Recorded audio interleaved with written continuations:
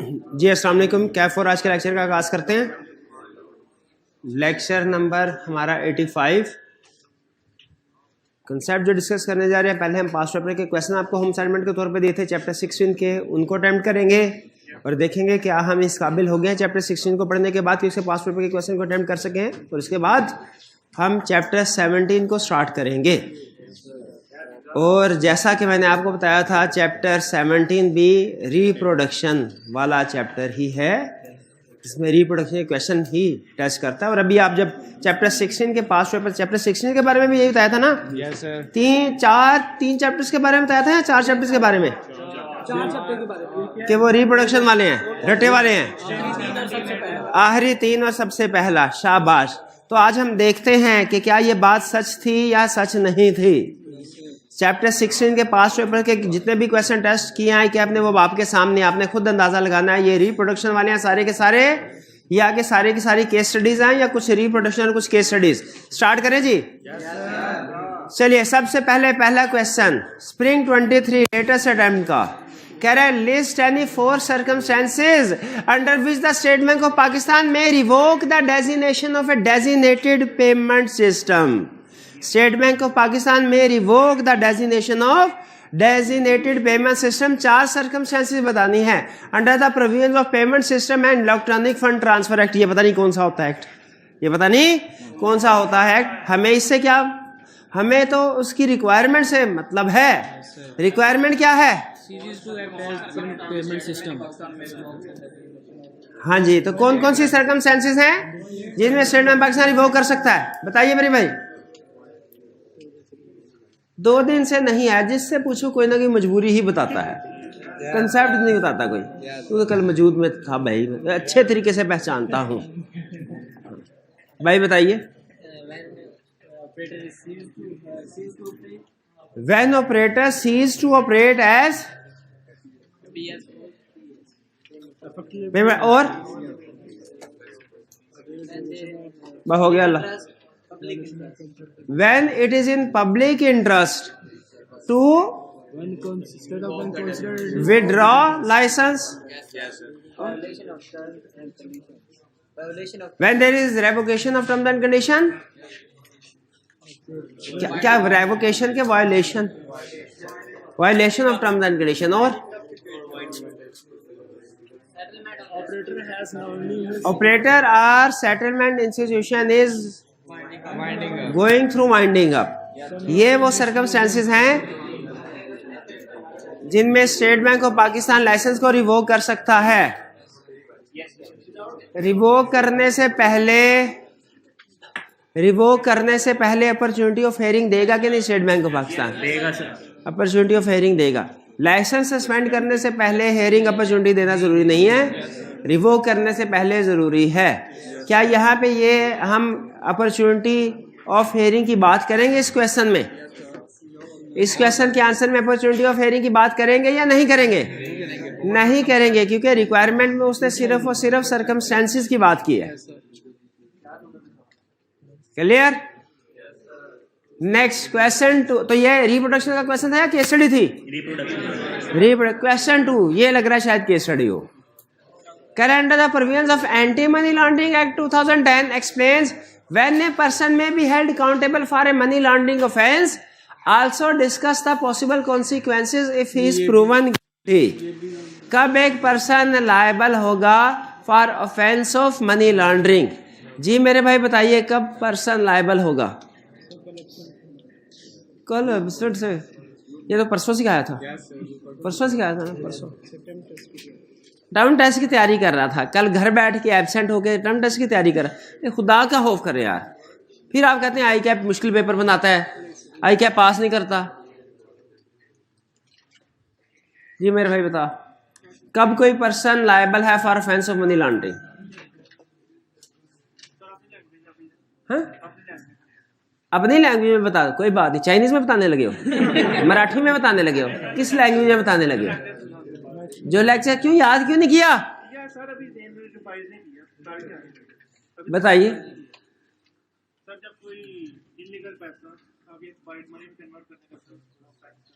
जब कोई इलीगल पैसा वाइट मनी में कन्वर्ट करने लगता है वो ऑफेंस है, मनी लॉन्ड्रिंग है।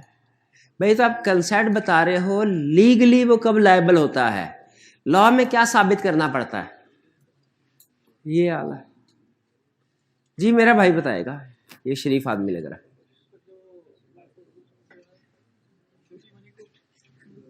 वो ये कंसेप्ट तो तुमने बता दिया, डर्टी मनी को क्लीन करेगा।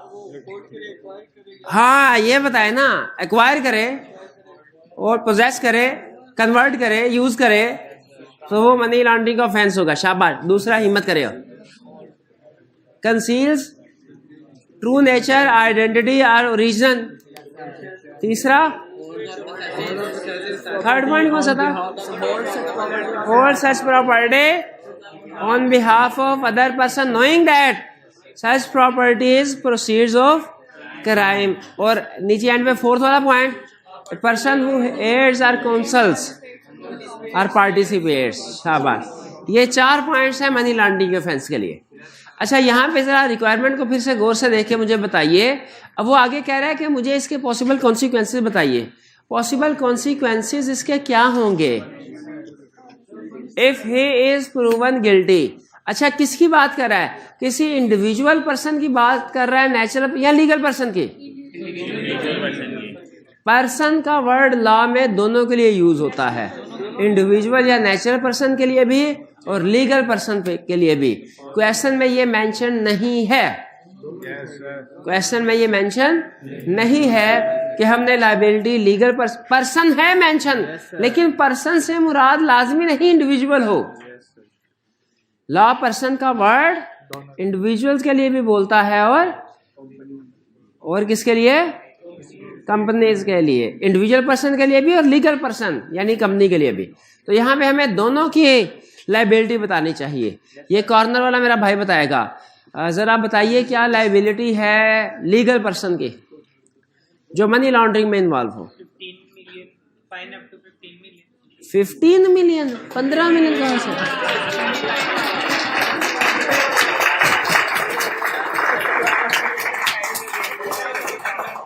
25 मिलियन है फाइन। 25 मिलियन। मैंने किसका पूछा, इंडिविजुअल का पूछा है या के लीगल पर्सन का पूछा है? लीगल पर्सन का 25 है, तो 100 किसका है? किसका? ला चेंज नहीं हुआ भाई, चुप कर जाओ, बताने दे उन्हें। हाँ शाबाश, ये आए लाइन पे। कंपनी के केस में 100 में, और इम्प्रिजनमेंट कितने साल की? कंपनी को नहीं होगी। शाबाश।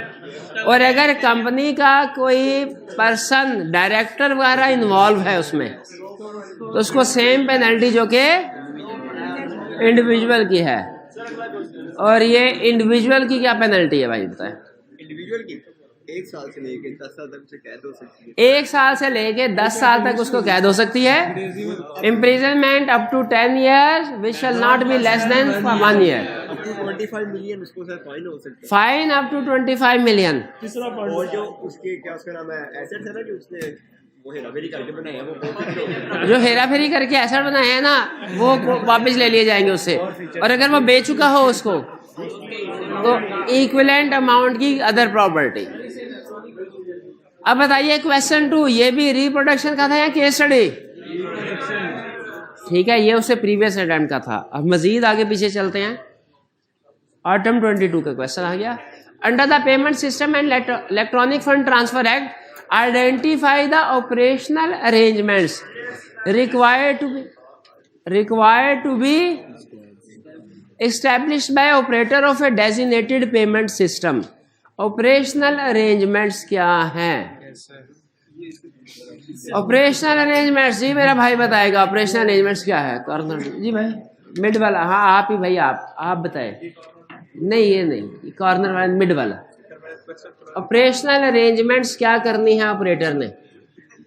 डेजिग्नेटेड पेमेंट सिस्टम का एक ऑपरेटर होता है जो उस पेमेंट सिस्टम को ऑपरेट कर रहा होता है।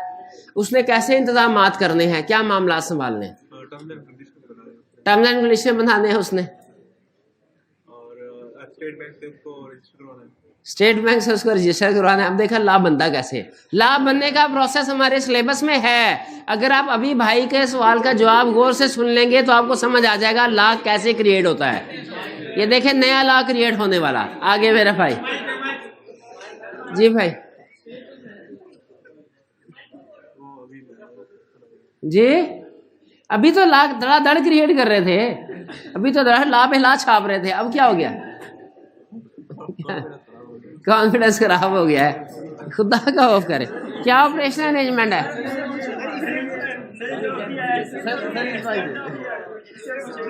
क्या ऑपरेशन अरेंजमेंट्स? हाँ जी, रूल्स, राइट्स, लाइबिलिटीज किस किस के? राइट्स एंड लाइबिलिटीज के, ऑपरेटर के और पार्टिसिपेंट के। शाबाश। और हाँ जी, इंश्योरिंग सिक्योरिटी और reliability and contingency arrangements of equipment और rules and procedure for management of credit risk, liquidity risk and default settlement risk. शाबाश। ये ठीक, ये हमारे सारे जो ऑपरेशन अरेंजमेंट्स भी हमने लिखते। यहाँ पे मुझे बताइए क्या ये केस स्टडी है रिप्रोडक्शन? रिप्रोडक्शन तो आपको बताया था कि इन चैप्टर्स में आई कैप नॉर्मली रिप्रोडक्शन का क्वेश्चन ही पूछ रहा है, एक्सपेक्टेड भी है कि रिप्रोडक्शन का क्वेश्चन पूछेगा। कोई प्रॉब्लम? कोई प्रॉब्लम नहीं है। चलिए, पहले ये सिलेबस में नहीं थे चैप्टर, ये कोई 4-5 अटेम्प्ट्स पहले ही सिलेबस में ऐड हुए हैं। 3-4 अटेम्प्ट्स पहले सिलेबस में ऐड हुए हैं, बिल्कुल ऐसे वो पूछ रहा है। चलिए अब हम नेक्स्ट चैप्टर की तरफ चलें। नेक्स्ट चैप्टर है हमारा चैप्टर 17। ये पूछना भाई, इमीडिएट सिस्टमैटिक। देखे, कमीशन फौरी तौर पे लाइसेंस रिवोक नहीं करता, ठीक है, पहले अपॉर्चुनिटी ऑफ हियरिंग देता है। लेकिन अगर उसे पता चले कि किसी कोई ऑर्गेनाइजेशन ऐसी है, डेजिग्नेटेड पेमेंट सिस्टम ऐसा है जो मनी लॉन्ड्रिंग में इन्वॉल्व है, इसको जितने ज्यादा दिन देते जाएंगे ऑपरेट करने के लिए उतना ये नुकसान का बायस बनेगा और मनी लॉन्ड्रिंग करता जाएगा। इस सिचुएशन में स्टेट बैंक के पास पावर है कि वो इमीडिएटली उसके लाइसेंस को सस्पेंड कर सकता है बगैर उसे नोटिस दिए। ठीक है, बगैर उसे नोटिस दिए सस्पेंड। रिवोक की बात नहीं कर रहा, किसकी बात कर रहा हूं? सस्पेंशन। Suspend systematic risk. जब सिस्टमैटिक का मतलब क्या? जब कंटिन्यूसली कोई company designated payment system money laundering में इन्वॉल्व हो, ठीक है, तो उस सूरत में उसके लाइसेंस को बगैर नोटिस दिए भी सस्पेंड किया जा सकता है। लेकिन कब किया जाएगा? When there is systematic risk, यानी इमीडिएट रिस्क के वो सिग्निफिकेंट कोई मनी लॉन्ड्रिंग हो सकती है या इलीगल एक्टिविटीज हो सकती है। और की क्वेश्चन? सिस्टमैटिक रिस्क समझ आ गया? इमीडिएट एंड सिग्निफिकेंट रिस्क इसको कहते हैं, जिसके लिए अर्जेंट बेसिस पे एक्शन लेने की जरूरत हो। नेक्स्ट हमारा चैप्टर है 17 data protection and electronic crimes act. इस चैप्टर के दो हिस्से हैं, एक डाटा प्रोटेक्शन से रिलेट करता है और एक इलेक्ट्रॉनिक क्राइम से रिलेट करता है। दो एग्जांपल्स आपके सामने रखता हूं जिससे आपको पता चलेगा कि क्यों इस चैप्टर की जरूरत पड़ी। पहली एग्जांपल, क्या ऐसा पॉसिबल है कि आपने किसी जगह अपनी पर्सनल इंफॉर्मेशन सबमिट करवाई, जैसे पासपोर्ट ऑफिस में, जैसे किसी बैंक को, जैसे किसी टेलीकॉम कंपनी को सिम लेने से पहले, बैंक को अकाउंट खुलवाने के लिए, किसी स्कूल कॉलेज यूनिवर्सिटी में एडमिशन लेने के लिए, इन जगहों पे आप अपनी पर्सनल इंफॉर्मेशन सबमिट करवाते हैं। इस पर्सनल इंफॉर्मेशन में कुछ तो रूटीन नेचर की इंफॉर्मेशन होती है और कुछ ऐसी इंफॉर्मेशन होती है जो हाईली सेंसिटिव होती है। ठीक है। क्या ये पर्सनल इंफॉर्मेशन, इसको जिस ऑर्गेनाइजेशन को साथ आप ये इंफॉर्मेशन शेयर कर रहे हैं उसे चाहिए कि इस इंफॉर्मेशन को प्रोटेक्ट करे, या वो इस इंफॉर्मेशन को जिस पर्पस के लिए चाहे यूज करे या जिसको चाहे डिस्क्लोज कर दे। ठीक है, आप रात को 2 बजे सो रहे हैं और आपको मैसेज आना शुरू हो गया, प्रमोशन चल रही है किसी स्कीम की, या थोड़ी थोड़ी देर बाद कॉल आ जाती है आपको कि सर आप ये प्रॉपर्टी क्या बाय करना चाहते हैं, या ये हमारी स्कीम है, इसमें क्या आप इन्वेस्टमेंट करना चाहेंगे, फंड्स हैं, म्यूचुअल फंड्स हैं, ये इस तरह की। क्या आपका डाटा इस तरीके से यूज होना चाहिए? इसका जवाब है नहीं। तो ऑर्गेनाइजेशन में कुछ ना कुछ रूल्स होते हैं। जिस ऑर्गेनाइजेशन को भी आपने डाटा सबमिट करवाया है ना, वो कोई भी हो सकती है, मैंने आपको जैसे एग्जांपल दी, स्कूल कॉलेज हो सकते हैं, बैंक्स हो सकते हैं, पासपोर्ट ऑफिस हो सकता है, इसके अलावा कोई भी ऑर्गेनाइजेशन। क्लियर? अच्छा, दूसरा कंसेप्ट, तो इसके ऊपर कानून साजी की जरूरत है, आप समझते हैं, ताकि आपने डाटा अगर किसी को दिया है सिर्फ उसी पर्पज के लिए इस्तेमाल हो और आपकी इजाजत के बगैर ना उसका कोई फर्दर यूज हो और ना ही फर्दर वो किसी के साथ शेयर किया जाए। अच्छा, दूसरा, फर्ज कीजिए कि आप कोई सोशल मीडिया अकाउंट यूज कर रहे हैं और सोशल मीडिया पे कोई पर्सन, अननोन पर्सन, पहले आपका किसी ग्रुप वगैरह में फ्रेंड बनता है और फिर वो आपको थ्रेट करने की कोशिश करता है किसी भी एंगल से, और इसमें हैरेसमेंट भी शामिल है कि अगर वो हैरेस करता है एक सोशल मीडिया पे, क्या ये एक जुर्म है? हालांकि फिजिकली उसने कोई नुकसान नहीं पहुंचाया फिलहाल, लेकिन क्या ये जुर्म, इसके ऊपर कोई कानून साजी होनी चाहिए कि इस तरह के इंस्टेंसेस ना हो? बिल्कुल कानून साजी होनी चाहिए। इसीलिए पाकिस्तान में इन दोनों इश्यूज के ऊपर कानून साजी की गई है। चूंकि ये दोनों इश्यूज इलेक्ट्रॉनिकली सिस्टम से रिलेट करते हैं, इसलिए इनको इकट्ठा करके एक ही चैप्टर में डिस्कस किया गया है। वो है chapter data protection and electronic crimes. अब आपको नाम से अंदाजा हो गया होगा इस चैप्टर के जो 2 लर्निंग ऑब्जेक्टिव हैं, पहले वाला लर्निंग ऑब्जेक्टिव किस चीज से रिलेट करता है? डाटा प्रोटेक्शन, कि वो जो डाटा आप डिफरेंट ऑर्गेनाइजेशंस को सबमिट करवाते हैं, उन ऑर्गेनाइजेशन की रिस्पॉन्सिबिलिटी क्या है और आपके क्या राइट्स हैं उस डाटा के हवाले से।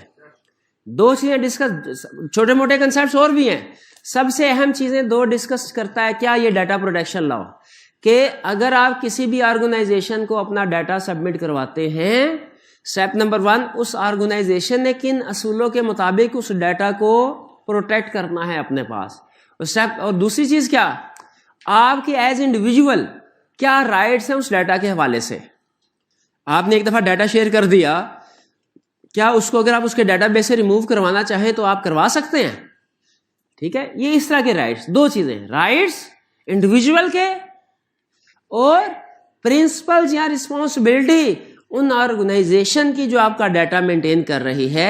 ये हमारे learning objective 1 data protection law में डिस्कस हुआ है। और जो सेकंड कंसेप्ट है, सेकंड लर्निंग ऑब्जेक्टिव, वो किस चीज से रिलेट करता है? वो prevention of electronic crime loss. ठीक है, ये तो सिंपल, मैंने एक आपको एग्जांपल दी। आपको पता है सोशल मीडिया के ऊपर या कंप्यूटर्स के ऊपर इसके अलावा भी और बहुत से क्राइम हो रहे होते हैं। बाज़ औक़ात कुछ लोग ऐसे होते हैं, क्रिमिनल माइंडेड लोग, वो जो भी क्राइम कर रहे होते हैं, अपने क्राइम की जो लाइव स्ट्रीमिंग जो है वो सोशल मीडिया पे अपलोड करते हैं। लाइव स्ट्रीमिंग चल रही होती है, इससे दहशतगर्दी फैलती है। क्या ये भी एक क्राइम है? बिल्कुल, ये भी एक क्राइम। तो ये स्कोप है हमारे इस चैप्टर का। 2 टॉपिक डिस्कस करने हैं, डाटा प्रोटेक्शन और इलेक्ट्रॉनिक क्राइम। डाटा प्रोटेक्शन और इलेक्ट्रॉनिक क्राइम। पहले हम क्या डिस्कस करने जा रहे हैं भला?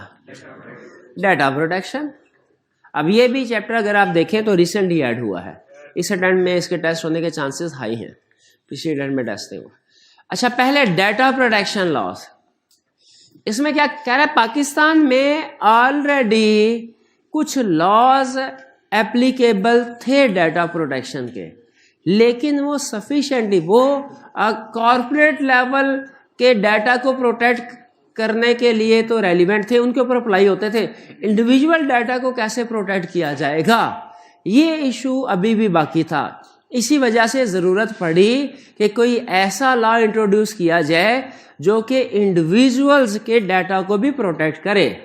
यानी कह रहा है law relating to protection of personal data of individual, that is personal data protection bill 2020 is in draft stage, but before this law protection of individual was dealt in various other laws. किस कह रहा है specifically individuals के data को protect करने के लिए law अब 2020 में जाके बना है। इससे पहले भी इंडिविजुअल के डाटा को प्रोटेक्ट करने के लिए लॉज थे, लेकिन वो जनरल नेचर के थे। ठीक है, वो जैसे payment system and electronic fund transfer act, इसमें उन कस्टमर्स के डाटा को प्रोटेक्ट किया गया था जो किसी ना किसी फाइनेंशियल इंस्टीट्यूशन यानी बैंक, फाइनेंशियल इंस्टीट्यूशन कहते हैं बैंक को, जो बैंक के साथ अपनी इंफॉर्मेशन शेयर करते हैं, तो बैंक की रिस्पॉन्सिबिलिटी है उनके डाटा को प्रोटेक्ट करना। सिर्फ इसके बैंक के कस्टमर्स के डाटा को प्रोटेक्ट करने के लिए कौन सा एक्ट था? Payment system and electronic fund transfer. उसी तरह टेलीकॉम कंज्यूमर प्रोटेक्शन रेगुलेशन 2009 थी, ये किस लिए थी? For illegal practice of telecom operators that is illegal use of personal data of subscriber. बात का डाटा के पर्सनल जो यूजर्स के पर्सनल डाटा को अदर पर्पसेस के लिए सब्सक्राइब यूज कर लिया जाता था, डिफरेंट प्रमोशन वगैरह के लिए मैसेज सेंड किए जाते थे बिला वजह। तो इन चीज़ों को एड्रेस करने के लिए जो टेलीकॉम ऑपरेटर से रिलेटेड, यानी जब आप किसी भी टेलीकॉम कंपनी में जैसे जैज वगैरह है, यूफोन है, इसमें सिम हासिल करने के लिए आप डाटा शेयर करते हैं, तो उन्होंने आपके डाटा को कैसे प्रोटेक्ट करना है, क्या राइट्स हैं, ये किस जगह लिखे होते थे? Telecom consumer protection regulations 2009। और बाकी के जितने भी केसेस हैं वो prevention of electronic crimes act 2016 के में डील होते थे। अगर आप इन तीनों लॉज को देखेंगे ना, तो आपको पता चलेगा कि हालांकि किसी न किसी लॉ में इंडिविजुअल्स को फिट कर दिया जाता था, लेकिन स्पेसिफिकली कोई भी लॉ क्रिएट नहीं हुआ था जो कि इंडिविजुअल्स के खास तौर पे इसी मकसद के लिए बना हो कि इंडिविजुअल के डाटा को कैसे प्रोटेक्ट करना है। यानी एग्जिस्टिंग लॉज में ही कहीं ना कहीं इंडिविजुअल को फिट कर दिया जाता था। फिर जरूरत इस बात की आई कि आपने बैंकिंग सेक्टर में जो डाटा को प्रोटेक्ट करवा दिया, टेलीकॉम सेक्टर में डाटा को प्रोटेक्ट करवा दिया, लेकिन और भी बहुत से सेक्टर्स हैं जिनमें कंज्यूमर्स का, कस्टमर्स का, इंडिविजुअल्स का डाटा रिटेन किया जाता है। उसको कैसे डील करेंगे? जैसे बहुत सी ऐप्स हैं, आप कोई भी न्यू ऐप अगर आप डाउनलोड करते हैं, आपका डाटा सारा गूगल अकाउंट का, आप जब उसके साथ क्रिएट अकाउंट में जीमेल करते हैं, तो जीमेल पे आपका जितना भी डाटा है वो सारे का सारा उस ऐप डेवलपर के पास पहुंच जाता है। और आपका अकाउंट ऑफिशियली तो आपका अकाउंट बनाने के लिए यूज करते हैं, लेकिन इसका अनऑफिशियल यूज भी तो हो सकता है। अब उसको कैसे प्रोटेक्ट किया जाए, स्पेसिफिकली कोई लॉ मौजूद नहीं था, क्योंकि इससे पहले इस तरह की प्रॉब्लम आई भी नहीं। आपको पता है ये ऐप्स वगैरह तो पिछले 5-7 सालों में ज्यादा सामने आई है ये इशू। तो जरूरत पड़ी फिर इस बात की, खास तौर पर कोई ऐसा लॉ बनाया जाए जो स्पेशली, पर्टिकुलरली, स्पेसिफिकली इंडिविजुअल्स के डाटा को प्रोटेक्ट करे। फिर ये लॉ बनाया गया। कौन सा law? Personal data protection bill 2020। देखिए जितने भी लॉज हैं उनमें सबसे लेटेस्ट यही है, लेकिन ये इतना लेटेस्ट है कि अभी बिल स्टेज पे ही है, अभी एक्ट नहीं बना। चैप्टर 1 में हम स्टडी करेंगे लॉ मेकिंग प्रोसेस। उसमें हम ये सीखेंगे कि जब कोई बनना शुरू होता है लॉ, तो पहले अप्रूवल्स, फाइनल प्रेसिडेंट की अप्रूवल से पहले वो बिल होता है, और समरी कह लें उसको, और प्रेसिडेंट की अप्रूवल के बाद बैठे। अब चूंकि जो हमारी गवर्नमेंट्स हैं उनको और भी बहुत से काम हैं, तो इसीलिए वो अभी लॉ मेकिंग की तरफ इतनी तवज्जो नहीं दे रही। तो ये अभी बिल स्टेज पे ही है, फाइनल अप्रूवल स्टेज पे नहीं आया। बहरहाल हमारे सिलेबस में है, तो हमें इससे गर्ज नहीं है कि बिल है या कि एक्ट हो चुका है, हमने तो इसको पढ़ना है। अब देखिए इसमें prevention of electronic crime act में हर उस एक्ट को कवर किया जाता है जो इलेक्ट्रॉनिक सिस्टम को यूज करते हुए क्राइम किया जाए, हर उस क्राइम को कवर किया जाता है। ठीक है, आगे चल के हम पढ़ेंगे कि इसमें कौन कौन से क्राइम्स हैं और उनकी पनिशमेंट क्या है, ये भी स्टडी करेंगे। ठीक है, और उसमें खास तौर पे एक टर्म यूज करता है ग्लोरिफिकेशन। एक तो है ना जुर्म करना, एक है उस जुर्म को अपना कोई एजाज बना के, मेडल बना के प्रेजेंट करना कि जैसे मैंने बड़ा अच्छा काम किया है। लॉ ग्लोरिफिकेशन को कहता है, इस पे तो मैं सबसे, इवन जुर्म करने पे सजा निस्बतन कम है, लेकिन उस जुर्म की ग्लोरिफिकेशन, क्योंकि जब आप ग्लोरिफिकेशन करते हैं, ग्लोरिफिकेशन का मतलब उसको ब्यूटीफाई करके प्रेजेंट करते हैं, तो आप दूसरों को भी इनकरेज कर रहे होते हैं कि वो भी वो एक्ट करें। वो जो आपका क्राइम है मल्टीप्लाई होता है जब दूसरे लोग आपसे इन्फ्लुएंस होकर वही काम कर रहे होते हैं। तो इसलिए ग्लोरिफिकेशन का भी सबसे ज्यादा significant penalty glorification of offence की है। बहरहाल वो बाद में स्टडी करेंगे कि उसमें क्या चीज शामिल। फिलहाल आपको बैकग्राउंड क्लियर हो गया कि क्यों जरूरत पड़ी prevention personal data protection bill की। हालांकि ऑलरेडी पास्ट में कुछ लॉज ऐसे थे जो पर्सनल डाटा को प्रोटेक्ट करते थे, लेकिन वो स्पेसिफिक नहीं थे, वो जनरल थे। अब ये जो लॉ है पर्सनल डाटा प्रोटेक्शन बिल, ये किन चीजों को डिस्कस करता है? ये 3 चीजों को डिस्कस करता है और तीनों हमने पढ़नी है। किन 3 चीजों को? इसमें कुछ डेफिनेशंस पढ़ेंगे, फिर हम स्टडी करेंगे की principles for organisation for collection processing use and disclosure of personal data of individuals, कि जो ऑर्गेनाइजेशन इंडिविजुअल्स के डाटा को कलेक्ट कर रही हैं, प्रोसेस कर रही है, यूज, उनके लिए क्या प्रिंसिपल्स हैं, किन असूलों को सामने रख के उन्होंने ये डाटा कलेक्ट करना है और यूज करना है। क्या कलेक्ट करने के बाद इस डाटा को सिक्योर रखना जरूरी है? क्या अपडेट करना जरूरी है अगर उसमें कोई चेंज हो? ठीक है, क्या इसे मार्केटिंग के लिए यूज कर सकते हैं? ये सारी चीजें प्रिंसिपल्स में शामिल है, पढ़ेंगे। और फिर right of individual regarding their personal data, individual के क्या राइट्स हैं इस पर्सनल डाटा के हवाले से। अगर मैंने फर्ज कीजिए आपका नंबर लिया मोबाइल पे, मैं एक ऑर्गेनाइजेशन हूं, आप कल को ये नंबर चेंज करना चाहते हैं, क्या आपका राइट है कि नंबर चेंज करवा सकें? और अगर आप इरेज करवाना चाहते हैं कि सर अपने डाटाबेस से मेरा नंबर इरेज कर दे, क्या आप इरेज करवा सकते हैं? या मैं कहूं जी आपने एक दफा मुझे एक कंसेंट दे दी थी, अब आप उस कंसेंट को वापस नहीं ले सकते, अब आपका डाटा हमेशा के लिए मेरे पास रहेगा। ये कंसेप्ट्स डिस्कस होंगे rights of individual regarding their personal data. अच्छा, अब एक चीज मैंने वैसे लेक्चर में डिस्कस किया लेकिन शायद हाईलाइट नहीं की, क्लियर कर दूं। ये जो बिल है ना प्रोटेक्शन पर्सनल डाटा, ये इंडिविजुअल्स के डाटा को प्रोटेक्ट करने के लिए है।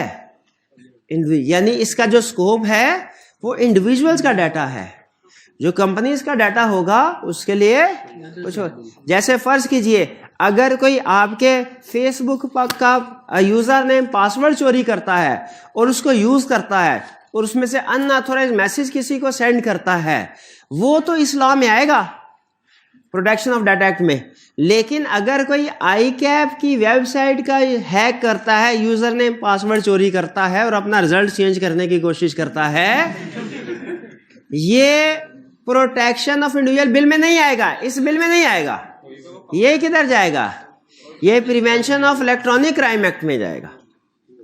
ठीक है, ये एक स्कोप ज़हन में रखिएगा। तो इसमें इंडिविजुअल्स के डाटा को प्रोटेक्ट करने की बात की जा रही है। डेफिनेशन सुन लें। डाटा सब्जेक्ट, अच्छा आप नोट कीजिए, लॉ में आपको शायद ही कोई लॉ ऐसा मिलेगा जिसमें लीगल रिक्वायरमेंट्स तो डिस्कस हो रही होंगी लेकिन पेनल्टी डिस्कस नहीं हो रही होगी। इस लॉ में पेनल्टी डिस्कस नहीं हो रही। ये जो लॉ है हमारा पर्सनल डाटा प्रोटेक्शन बिल 2020, इसमें डेफिनेशन है, इसमें प्रिंसिपल्स हैं ऑर्गेनाइजेशन के, इसमें राइट्स हैं इंडिविजुअल्स के, लेकिन इसमें पेनल्टी नहीं है हैरानकुन तौर पे। तो क्या इसका यह मतलब कि कोई पेनल्टी नहीं होगी? नहीं, वो कह रहे हैं इनकी जो पेनल्टीज हैं वो हमने कहाँ लिखी हुई हैं? Offence and punishment for violation of data privacy are also discuss, लेकिन किसमें? Prevention of electronic crime act में।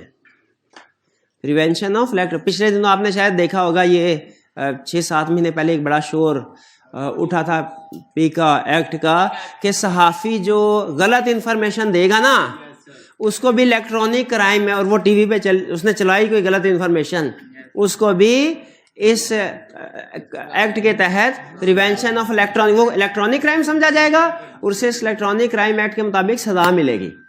तो सहाफ़ियों ने बड़ा शोर मचाने का, खबरें आती हैं, बाज़ औक़ात सही भी होती हैं, बाज़ औक़ात गलत भी होती हैं। अगर ऐसे सजा मिलने हो तो हम तो फिर काम गया। बहरहाल तो वो पुरानी बात होगी। Definition, data subject, data subject से क्या मुराद है? वो पर्सन, इंडिविजुअल जिसका डाटा कलेक्ट किया जा रहा है, उसे हमने क्या नाम दिया? Data subject. Natural person whose personal data is being collected और प्रोसेस। तो डाटा सब्जेक्ट में ऑर्गेनाइजेशंस हैं कि इंडिविजुअल्स हैं? अच्छा, अभी थोड़ी देर पहले हमने कल के लेक्चर में कौन सा एक्ट पढ़ा था? Anti money laundering. उसमें तो पर्सन की डेफिनेशन में इंडिविजुअल भी शामिल था और ऑर्गेनाइजेशन भी। वो इसका मतलब है इंडिविजुअल ऑर्गेनाइजेशन दोनों भी अप्लाई होता था। यहां पे डाटा सब्जेक्ट की डेफिनेशन में क्या है? सिर्फ नेचुरल पर्सन। तो इसको अंडरलाइन कर लें कि ये सिर्फ नेचुरल पर्सन के डाटा को प्रोटेक्ट करने के लिए बनाया गया है। इसका नाम क्या था? Protection of personal data. तो पर्सनल से मुराद natural person data. Data controller कौन है? ए पर्सन हु कलेक्ट्स और प्रोसेस डाटा। कॉलेज में आपने एडमिशन लिया, फॉर्म में सारी इंफॉर्मेशन सबमिट करवाई। स्टूडेंट कौन है इस डेफिनेशन के मुताबिक? Data subject. और कॉलेज कौन है? Data controller. आगे चलते हैं। कह रहे पर्सनल डाटा से क्या मुराद है? Personal data means information of a data subject, individual की information which is in possession of data controller and from which he can be identified, जिससे वो आइडेंटिफाई हो सकता है। ये पर्सनल इंफॉर्मेशन है। जैसे it includes sensitive personal data but does not include encrypted data. आगे है एनोनिमाइज्ड और सुडोनिमाइज्ड। ये सिर्फ याद करने के लिए मुश्किल से अल्फाज हैं। आप सिर्फ इनक्रिप्टेड अगर कर लें तो काफी है। हाँ, इंग्लिश कोई बात नहीं। सूडो का मतलब होता है फेक। आईटी में टर्म यूज होता है ना, pseudo entry, fake entry record करना। सूडो, हाँ वो लूडो है। अच्छा चले। Data which is unable to identify an individual. अच्छा, इसको मैं एक्सप्लेन करता हूं अभी एग्जांपल से। फिलहाल मैं सेंसिटिव पर्सनल डाटा भी आपके साथ शेयर करना चाह रहा हूं। It means data relating to access control. ऐसा डाटा जिससे किसी ना किसी चीज को एक्सेस किया जा सके। कौन सी चीज को? फाइनेंशियल इंफॉर्मेशन को, पासपोर्ट या बायोमेट्रिक डाटा को, मेडिकल रिकॉर्ड को, रिलीजियस बिलीफ या एथनिसिटी को। सुने, आप जो डाटा प्रोवाइड करते हैं ना किसी भी डाटा कंट्रोलर को, वो दो तरह का है। या तो है रेगुलर पर्सनल डाटा या है sensitive personal data. Personal data है क्या? एक तो है ऑफिशियल डाटा। ऑफिशियल डाटा क्या है? वो जो सबको पता है, जो पब्लिक इंफॉर्मेशन है। जैसे फॉर एग्जाम्पल इन भाईजान के फॉर्म में एक कॉलम ये भी लिखा हुआ था जेंडर है। वो पर्सनल डाटा नहीं है। वो पर्सनल डाटा नहीं है। भाई की मूंछें देख के दूर से पता चल जाता है इन भाई का जेंडर क्या है। वो पर्सनल डाटा नहीं है। वो अगर किसी को डिस्क्लोज किया जाता है ना, जो पर्सनल डाटा नहीं है, उसकी कोई वायलेशन नहीं है।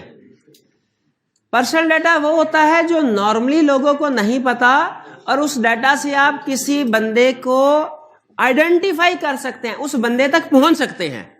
वो है पर्सनल डाटा। जैसे आपकी तस्वीर, आपका नाम, ये आपका पर्सनल डाटा है। कॉलेज में आपकी तस्वीर भी है, आपका नाम भी है। ये पर आपका मोबाइल नंबर, ये पर्सनल डाटा है कि नहीं? Personal data. अच्छा, आपके घर का एड्रेस पर्सनल डाटा है कि नहीं? क्योंकि मोबाइल नंबर से, होम एड्रेस से आपको आइडेंटिफाई किया जा सकता है, और आपके घर पहुंच के आपके वालिदैन को आपका रिजल्ट कार्ड दिया जा सकता है। तो इसीलिए गलत है ना। कॉलेज को ये इंफॉर्मेशन यूज करनी चाहिए, लेकिन सिर्फ फीस रिमाइंडर के लिए। भाई पर्सनल तो नहीं ना होना चाहिए कि रिजल्ट कार्ड घर पे भेज दिया, फोन करके बता दिया हफ्ते से आपका बच्चा घर नहीं आया, आपने सीए करने के लिए भेजा, इधर पता नहीं क्या कर रहा है, इधर डेली है। तो ये पर्सनल डाटा। लेकिन ज़हन में रखिएगा, ये पर्सनल डाटा है। बताइए क्या ऑर्गेनाइजेशन को इस डाटा को प्रोटेक्ट करना चाहिए? बिल्कुल करना। एक इससे भी अगले लेवल का सेंसिटिव डाटा होता है, वो है सेंसिटिव पर्सनल डाटा। देखें, आपका नाम, एड्रेस, आपका मोबाइल नंबर, आप पास्ट हिस्ट्री, वो एकेडमिक क्वालिफिकेशन, सर्च हिस्ट्री नहीं कह रहा, वो सेंसिटिव पर्सनल डाटा है, वो सेंसिटिव एकेडमिक क्वालिफिकेशन, क्या ये पर्सनल डाटा है? बिल्कुल पर्सनल, लेकिन कुछ ऐसा है जो इससे भी ज्यादा पर्सनल है। वो क्या है? वो, हाँ जी, मैं ऑनलाइन बैंकिंग ट्रांजैक्शन करता हूं तो उस ऐप का या उस वेबसाइट का लॉगिन पासवर्ड वो सेंसिटिव, क्योंकि इससे मुझे माली नुकसान हो सकता है। इसी तरह एकेडमिक, आपका एजुकेशन रिकॉर्ड ये सेंसिटिव नहीं है, लेकिन किसी का मेडिकल रिकॉर्ड जो होता है ये सेंसिटिव है, क्योंकि ये कॉन्फिडेंशियल इंफॉर्मेशन है। और इवन मेडिकल फील्ड में ये रूल होता है कि पेशेंट की कंसेंट के बगैर वो उसके बारे में इंफॉर्मेशन उसके रिलेटिव को भी नहीं बता सकते, रिलेटिव को भी नहीं बता सकते जब तक पेशेंट इजाजत ना दे। तो ये सेंसिटिव कौन सा? अब देखें, इससे पता चला हमें हॉस्पिटल में भी ये लॉ अप्लाई होता है, क्योंकि उनके पास भी अपने पेशेंट्स का डाटा होता है, उनको प्रोटेक्ट करना चाहिए। तो क्या एग्री करते हैं कि पर्सनल डाटा में कुछ डाटा ऐसा होता है जो उससे भी ज्यादा पर्सनल, हाईली पर्सनल, जिससे जानी या माली नुकसान का खतरा है, उसे हम कहते हैं सेंसिटिव पर्सनल डाटा। ठीक है, जैसे, अच्छा अब मुझे बताइए, आपने सिम निकलवाई, अपना नाम और अपना कोई एग्जिस्टिंग कॉन्टैक्ट नंबर दिया, ये है पर्सनल डाटा। लेकिन आपके थंब इम्प्रेशन, वो स्कैन करवाते हैं आपका थंब इम्प्रेशन, क्या ये सेंसिटिव पर्सनल डाटा या ये भी रूटीन का personal data? Sensitive personal data, क्योंकि इस थंब इम्प्रेशन की मदद से आपका बहुत से दूसरे अकाउंट्स को यूज किया जा सकता है।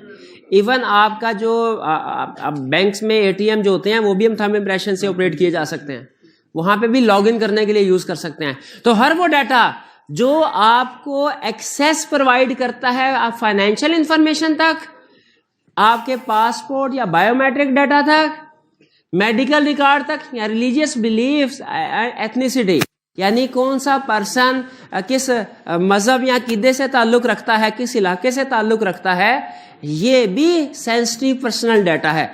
पाकिस्तान में तो इतना इशू नहीं है, लेकिन अगर आप फॉरेन कंट्री में जाके देखें ना, तो वहां पे बाज़ औक़ात ये अमेरिका वगैरह में ये चीज़, कुछ स्टेट्स में बड़ा ज़्यादा वो तासुब रस्ती या तासुब पसंदी के लोग भी होते हैं। वैसे तो हमें एशियन को कहते रहते हैं दहशतगर्द है, लेकिन अगर इनके अपने हालात देखें तो इनमें भी बहुत ज़्यादा तासुब है और भी प्रॉब्लम है, लेकिन बहरहाल वो टॉपिक नहीं करने वाला फिलहाल है सर। तो इसीलिए एथनिसिटी, रेस क्या कि किस नस्ल से ताल्लुक रखते हैं। हाँ जी, तो ये हमने पर्सनल डाटा और सेंसिटिव पर्सनल डाटा को डिफरेंशिएट कर लिया। तो कह रहे हैं personal data, sensitive personal data भी पर्सनल डाटा ही है, उसकी एक टाइप है। एग्री करते हैं? क्योंकि जाहिर है जो पर्सनल डाटा है उसमें से जो ज्यादा सेंसिटिव है वो सेंसिटिव। अच्छा, लेकिन एक चीज और नोट कीजिए, फर्ज कीजिए मैं भाईजान के कहते हैं असलम भाई मरीद के वाले, असलम भाई मरीद के वाले, ये पर्सनल इंफॉर्मेशन यूज कर रहा हूं, ये पर्सनल इंफॉर्मेशन है। लेकिन अगर मैं कहता हूं CRN 127856, ये भाई, अब ये पासवर्ड नहीं, इनका CRN है। अब देखिए, ये इनके पर्सनल डाटा को इनकोड कर दिया गया, ठीक है, इनके पर्सनल डाटा को हमने क्या कर दिया है, इनकोड कर दिया है, इनक्रिप्ट कर दिया है। अब अगर ये डिस्क्लोज कर देता हूं मैं, जो इनका रोल नंबर, क्या इनके रोल नंबर से इनकी आइडेंटिटी कंफर्म की जा सकती है? नहीं की जा सकती। क्या अगर मैं इनका रोल नंबर, आप इनके घर पहुंच सकते हैं आप? नहीं की जा सकती। इसीलिए जो इनक्रिप्टेड डाटा होगा वो पर्सनल डाटा नहीं है, क्योंकि इससे वो पर्सन ट्रेस नहीं हो सकता, वो पर्सन ट्रेस नहीं हो सकता। या ये तो है CRN, मैंने आपको वैसे बता दिया। आप कहेंगे सर ICAP का रिजल्ट कार्ड CRN होता है, उधर से उसका नाम पता चल जाएगा, उसके बाद फेसबुक पे जाएंगे, वहां से उसके बाकी चीजें पता चल जाएगी, मसला ही कोई, वो एक अलग बात। लेकिन अगर कोई इनक्रिप्ट कर दिया जाए इसे किसी दूसरे, जैसे कॉलेज का रोल नंबर दे दिया जाए, कॉलेज का अपना भी तो रोल नंबर हो सकता है, होता है। तो कोई कॉलेज में रोल नंबर नहीं होता था, मेरा रोल नंबर मुझे अभी तक याद है, मेरा इंटर में रोल नंबर क्या, ग्रेजुएशन में क्या होता था मुझे अभी तक याद है? मेरा इंटर में रोल नंबर होता था 3172 और ग्रेजुएशन में होता था 4157 है मुझे। लेकिन क्या इस इंफॉर्मेशन से आप आइडेंटिटी ट्रेस कर सकते हैं? नहीं कर सकते, अनलेस कि आपके पास वो कॉन्फिडेंशियल इंफॉर्मेशन हो मजीद। तो इसीलिए लॉ क्या कहता है, अगर आप अपने डाटा को इनक्रिप्ट कर देते हैं और वो इनक्रिप्टेड डाटा डिस्क्लोज हो जाता है, तो चूंकि कोई इसको डिक्रिप्ट नहीं कर सकता, आम पर्सन डिक्रिप्ट नहीं कर सकता, इसलिए वो सेंसिटिव पर्सनल डाटा नहीं, यानी अगर वो किसी को डिस्क्लोज कर दिया जाता है तो ऑर्गेनाइजेशन के ऊपर इल्जाम नहीं लगेगा किसने हमारा डाटा डिस्क्लोज किया है। कंसेंट का मतलब क्या है? Consent means clear and free agreement by data subject, कि जो डाटा सब्जेक्ट है वो अलाउ करे, खुद अलाउ करे डाटा कंट्रोलर को कि आपको इजाजत है, आप मेरा डाटा कर सकते हैं। जब कभी आप कोई भी ऐप डाउनलोड करके इंस्टॉल करते हैं, अपना अकाउंट क्रिएट करते हैं, जो डेवलपर है वो डाटा कंट्रोलर है, जो यूजर है वो डाटा सब्जेक्ट, और आपकी कंसेंट के बगैर वो आपसे कोई इंफॉर्मेशन नहीं ले सकते। आप अक्सर देखते होंगे वो वक्तन फवक्तन आपसे कहते रहता है कि do you allow while using this app every time. ये क्या, ये इसको कहते हैं, ये आप उसको अलाउ कर रहे हैं, परमिशन दे रहे हैं, कंसेंट। ये क्या है? कंसेंट। रूल क्या है? डाटा कंट्रोलर को डाटा सब्जेक्ट की कंसेंट के बगैर कोई इंफॉर्मेशन अपने पास स्टोर नहीं करनी चाहिए। और कुछ ऐप इलीगली ये करती हैं और वो इलेक्ट्रॉनिक क्राइम है, यानी आपकी परमिशन के बगैर, आपके नॉलेज के बगैर कुछ ऐप्स आपका डाटा स्टोर करते हैं। आपने शायद कभी देखा हुआ टीवी चैनल पे या वैसे यूट्यूब वगैरह पे कि वो आपके नॉलेज में लाए बगैर आपका कैमरा भी यूज होता है, कुछ ऐप्स ऐसे भी हैं। तो वो अगर आपकी इजाजत के बगैर कोई भी डाटा कंट्रोलर इंफॉर्मेशन आपकी हासिल करता है तो वो क्या होगा? एक इलेक्ट्रॉनिक क्राइम। डाटा जी। Next, key principles for personal data processing और rights of individual regarding processing of personal data. दो कंसेप्ट है, बताइए कौन सा कंसेप्ट ऑर्गेनाइजेशन के लिए है, कौन सा कंसेप्ट डाटा कंट्रोलर के लिए है और कौन सा डाटा सब्जेक्ट के लिए? प्रिंसिपल्स डाटा कंट्रोलर के लिए हैं और राइट्स डाटा सब्जेक्ट के लिए। सुन लें, पहले ऑर्गेनाइजेशन के क्या प्रिंसिपल्स हैं? डाटा मेंटेन करना है, कस्टमर का डाटा अपने पास रखना है। क्या रूल्स हैं? प्रिंसिपल्स, लॉफुलनेस, फेयरनेस, ट्रांसपेरेंसी, ट्रांसपेरेंट रहे, फेयर रहे। अगर उसका डाटा आप अपने पास स्टोर कर रहे हैं उसको बता दें। डाटा स्टोर करने से पहले उससे इंफॉर्मेशन ली, परमिशन ली जाए, कंसेंट ली जाए। आप समझते हैं कि कंसेंट लेना जरूरी है, ट्रांसपेरेंट होना चाहिए, फेयर होना चाहिए। यही फेयरनेस है ना कि अगर डाटा अपने पास रख रहे हैं, स्टोर कर रहे हैं तो उससे इजाजत ले लें। दूसरे नंबर पे डाटा मिनिमाइजेशन। डाटा सिर्फ उतना ही आपने हासिल करना है जितना के पर्पस के लिए जरूरी हो, जितना के पर्पस के लिए जरूरी हो। वो मैं 1.5-2 साल पहले एक न्यूज आई थी कि किसी एयरपोर्ट के काउंटर पे वो पासपोर्ट चेक करते हैं ना कि भाई का पासपोर्ट इसी का है, शक्ल मैच की उसने, अब उसके पास उसका पर्सनल डाटा आ गया जो भी ट्रैवलर था, और उसके बाद उससे पूछा नाम क्या आपका, नाम देखा, नाम उधर लिखा था, हाँ ठीक है मैच करता है, ठीक है कहाँ से आ रहे हैं, एड्रेस क्या है, ये एड्रेस मैच करता है। फिर वो पूछा जो उधर नहीं था, आपका मोबाइल नंबर क्या है, एक लगाई उसने। ये इशू बड़ा आया था न्यूज पे, आपने शायद देखा हो कि उधर झगड़ा शुरू हो गया कि आप ये इन्फॉर्मेशन, वो खातून थी कोई जो डाटा सब्जेक्ट थी, और जो डाटा कंट्रोलर था वो उधर कोई क्लर्क था। मैंने कहा ठहर जा बताते हो ना, क्या ऐसी इंफॉर्मेशन डाटा सब्जेक्ट से लेनी चाहिए जो पर्पस के लिए इररेलेवेंट है? नहीं, यही बता रहा है, ये है डाटा मिनिमाइजेशन के मिनिमम डाटा हासिल करें, जो पर्पस के लिए जरूरी है सिर्फ वही, गैर जरूरी इंफॉर्मेशन हासिल नहीं करने। फिर पर्पस लिमिटेशन, ये एक है डाटा मिनिमाइज। अब पर्पस लिमिटेशन क्या है? और जिस पर्पस के लिए डाटा ले रहे हो उसी के लिए इस्तेमाल करो, किसी और पर्पस के लिए नहीं। क्लियर? फिर इसके बाद जैसे आपका नंबर लिया जा रहा है, आपने पूछा कॉलेज वालों से क्यों मेरा मोबाइल नंबर क्यों ले रहे हैं, उन्होंने कहा जिस दिन सर छुट्टी करेंगे उस दिन आपको मैसेज कर दिया जाएगा कि आज क्लास आप ना आए, वरना कॉलेज में आएंगे और फिर पता चलेगा तो आने जाने का टाइम ज़ाया होगा, उतना ही घर बैठ के पढ़ लीजिए। आपने कहा बिल्कुल ठीक। जैसे ही नंबर दिया शाम को मैसेज आ गया क्या कि आगे मजीद कोई नए कोर्स शुरू हो रहे हैं, पीपी में एडमिशन लेने के लिए आ जाइए। अब ये कौन सा प्रिंसिपल वायलेट हुआ? Purpose limitation. जिस पर्पस के लिए डाटा लिया था उसके अलावा किसी और पर्पस के लिए इसको यूज नहीं होना चाहिए। ये एक्यूरेसी, एक्यूरेट डाटा मेंटेन करें।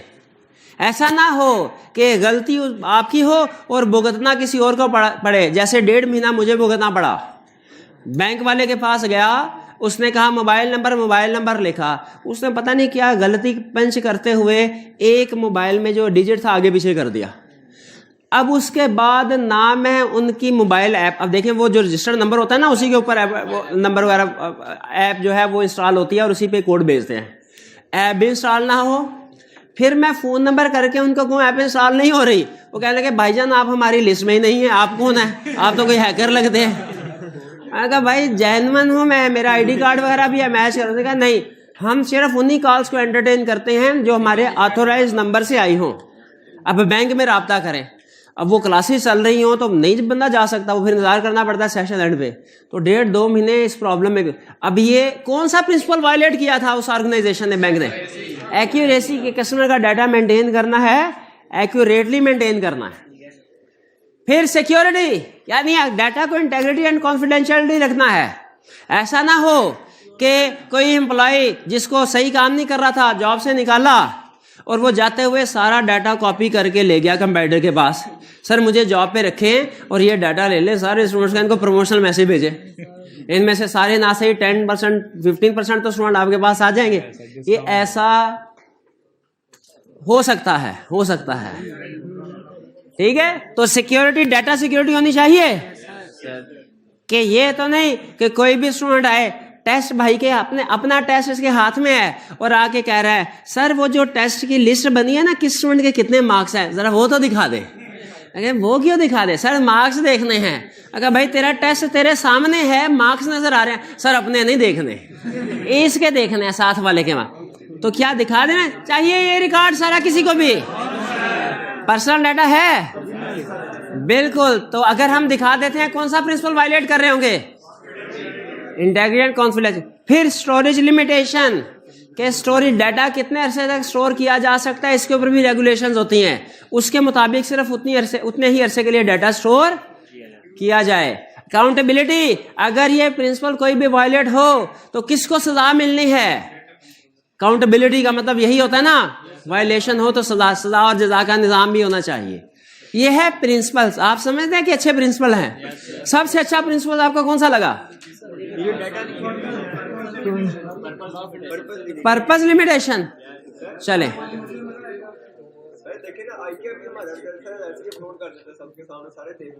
ऐसे अपलोड करते था सबके सामने। नहीं वो तो अपनी सिर्फ वेबसाइट पे गजट पे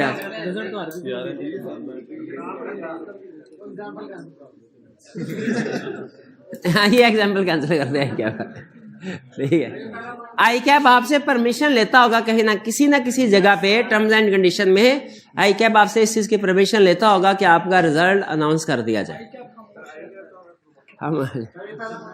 rights of individual regarding processing of individual के क्या राइट्स हैं? राइट टू बी इन्फॉर्म्ड, कि जब भी उनका डाटा कहीं पे कलेक्ट हो रहा उन्हें पता हो कौन हमारा डाटा कलेक्ट कर रहा है, क्या डाटा कलेक्ट कर रहा है।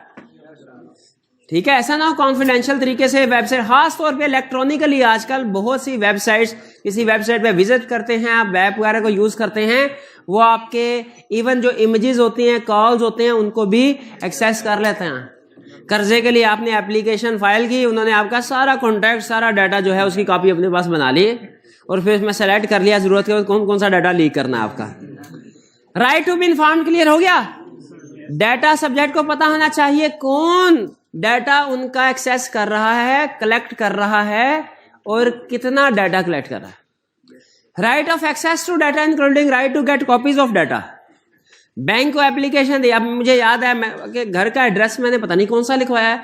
अब मैं बैंक में जाता हूँ और उन्हें कहता हूँ जो मैंने आपको फॉर्म सबमिट करवाया था ना, मुझे उसकी एक कॉपी दे दीजिए।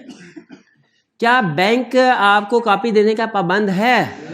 बिल्कुल है, बिल्कुल है। जैसे आईडी कार्ड आपका गुम हो गया, किसी जगह पे कॉपी चाहिए, आपके पास कॉपी भी नहीं है, और वो याद है वो बैंक के पास अकाउंट खुलाया था, उसको कॉपी दी थी, उसके पास होगी, बैंक चले गए, क्या कॉपी ले सकते हैं उसे अब आपने? ये है right to access to data including right to get copies of data. Clear हो गया ये कंसेप्ट? आगे, right to rectification of error. अगर आपको लगे कि गलत पंच किया है कोई भी रिकॉर्ड, डेट ऑफ बर्थ गलत है, नाम एड्रेस गलत है, मोबाइल नंबर गलत है, क्या करेक्ट करने के लिए कह सकते हैं उनको? बिल्कुल कह सकते हैं। राइट ऑफ करेक्टिफिकेशन में राइट टू बी फॉरगॉटन या राइट ऑफ एरर। अगर आप कहते हैं भाईजान रेज कर दो मेरा डाटा, भूल जाओ कभी मैंने आपसे कोई चीज खरीदी भी थी, भूल जाओ कभी अकाउंट खुलवाया था आपके पास, भूल जाओ कभी इस कॉलेज में एडमिशन भी लिया था, मेरा सारा रिकॉर्ड खत्म कर दो। क्या डाटा कंट्रोलर पाबंद है आपका डाटा सारा खत्म करने का, रेज करने का? यस। ये कौन सा लॉ कह रहा है? डाटा प्रोटेक्शन बिल स्टेज पे है जो भी। Right to object to processing and marketing. हर दूसरे दिन मार्केटिंग का मैसेज आ रहा है, एतराज कर सकते हैं?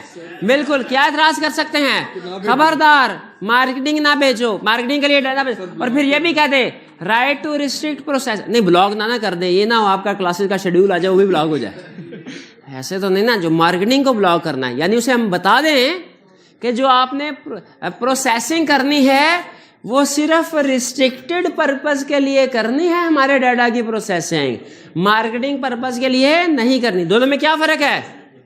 यहां पे कह रहे हैं मार्केटिंग पर्पस के लिए नहीं आपने हमारा डाटा प्रोसेस करना, यहां पे क्या कह रहा है?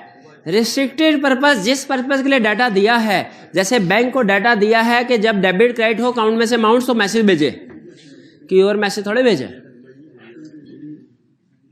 Right to data portability, data को एक जगह से दूसरी जगह पोर्टेबल, जैसे एक ब्रांच में अकाउंट खोला था, वो ब्रांच मर्ज हो गई दूसरी ब्रांच के साथ, यहाँ ट्रांसफर हो गई, बंद हो गई, अब वो सारा डाटा क्या दूसरी ब्रांच में आपका पोर्ट हो सकता है? आपसे पूछा जाएगा सर अब इस ब्रांच को हम खत्म कर रहे हैं, दूसरी ब्रांच में आपका डाटा पोर्ट कर दें, नहीं करें तो फिर अकाउंट खत्म आपका। बाज़ औक़ात कुछ बैंक्स दूसरे बैंक को एक्वायर कर लेते हैं, कुछ कंपनीज दूसरी कंपनी को एक्वायर कर लेती हैं, तो आपका सारा डाटा बाय ऑटोमेटिकली जो एक्वायरर कंपनी होती है उसके डाटाबेस में पोर्ट हो जाता है, लेकिन वो आपकी इजाजत से होगा।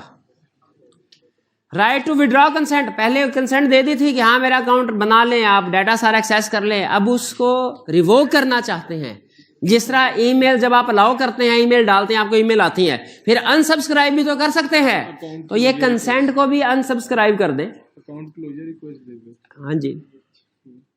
Right to complain to the relevant data protection authority, और अगर कोई ऑर्गेनाइजेशन अपने प्रिंसिपल्स के ऊपर काम नहीं करी, वायलेट कर रही है, या आपके ये जो इंडिविजुअल राइट है इनको प्रोटेक्ट नहीं कर रही, तो आपका एक आखिरी राइट भी है, वो क्या? कंप्लेन कर दें किसको? डाटा प्रोटेक्शन अथॉरिटी को। वो फिर एक्शन लेगी ऐसे ऑर्गेनाइजेशन के खिलाफ। क्लियर मेरे भाई? तो नेक्स्ट टाइम कोई भी आपको मार्केटिंग का मैसेज आया, आपने फौरन उसे डाटा प्रोटेक्शन बिल 2020 का रेफरेंस देना है, उसे कहना है मैं रेलिवेंट अथॉरिटी को आपकी कंप्लेन कर दूंगा अंडर दिस एक्ट, आइंदा मुझे मैसेज ना भेजना। हाँ, वो टैंक, वो पानी वाली टैंकी साफ करने का मैसेज आया करता है, उसको इस दफा मैसेज भेजना है। हाँ, एसी वाले का भी मैसेज आता है। हाँ, 72 में वो तो मैंने ब्लॉक कर दिया हुआ। ये वहाँ ये बैंक पर बाज़ औक़ात को इधर उधर के भी करते हैं, ब्लॉक करते हैं, ब्लॉक दूसरे को ब्लॉक कर दें। हैं, हर घर से भुट्टो निकलेगा, तुम कितने भुट्टो मारो। जब भी कोई नया मैसेज आए ब्लॉक कर दे, ब्लॉक कर दे।